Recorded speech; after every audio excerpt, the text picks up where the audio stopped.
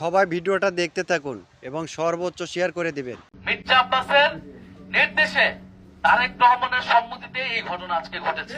শেখ হাসিনাকে এই বাংলাদেশ থেকে হটাইতে পারছি, আর এই মির্জা আব্বাস তাদের বিরুদ্ধে আমরা কথা বলতে পারবো না, সব ভয়ভীতি দেখে আমাদেরকে আটকাবে। যদি তিনি ভেবে থাকেন এটা তিনি অত্যন্ত ভুল করছেন এবং উনি বোঝেনও নাই তিনি আজকে কি অপরাধটা করে ফেলছেন। মির্জা আব্বাসের ইতিহাস আমরা জানি, আমরা ওই ঢাকা শহরে বড় হয়েছি।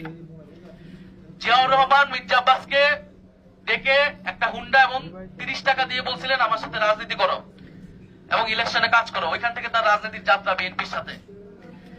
সেই জায়গা থেকে তিনি ঢাকা শহরের সাম্রাজ্য তৈরি করছেন। এই সাম্রাজ্য কিভাবে হয়েছে এ বাংলাদেশের মানুষ জানে, ঢাকা শহরের মানুষ সেটা জানে। ওনাদের উচিত ছিল গণ অভ্যুত্থানের পরে জনগণের সামনে তাদের অতীতের সকল অপকর্মের জন্য ক্ষমা চাওয়া এবং তারপরে নতুন করে রাজনীতি শুরু করা। তারা জামাতকে অতীত নিয়ে অনেক কথা বলে, তাদের নিজেদের অতীত কিন্তু বাংলাদেশের মানুষ ভুলে নাই। 2001 থেকে 6 যে দুঃশাসন তারা তৈরি করেছে সেটা কিন্তু বাংলাদেশের মানুষ ভুলে নাই। ফলে অতীত ধরে কথা বলতে সবার অতীত ধরে কিন্তু আমরা কথা বলা শুরু করব। ফলে মির্জা আব্বাস সাহেবের প্রতি আমাদের আহ্বান থাকবে, অনুরোধ থাকবে, আগে যা করছেন সেই আচরণ যদি পরিত্যাগ করতে না পারেন তাহলে কিন্তু এবার নির্বাচনে এটার পরিণতি ভালো